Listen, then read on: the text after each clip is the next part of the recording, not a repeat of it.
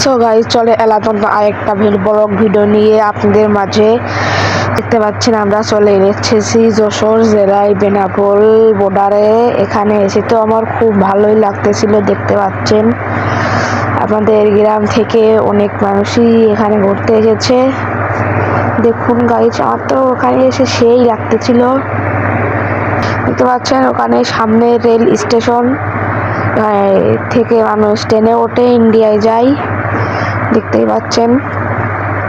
So guys, আগে যে ভিডিওটা দেখালাম ওটা ছিল গাড়ি চলার জন্য। এবার আপনাদের দেখাবো মানুষ যেভাবে ইন্ডিয়ায় যায়।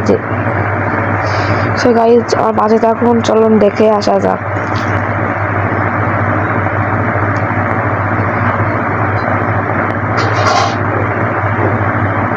সো গাইস, দেখতে পাচ্ছেন আমরা চলে এসেছি।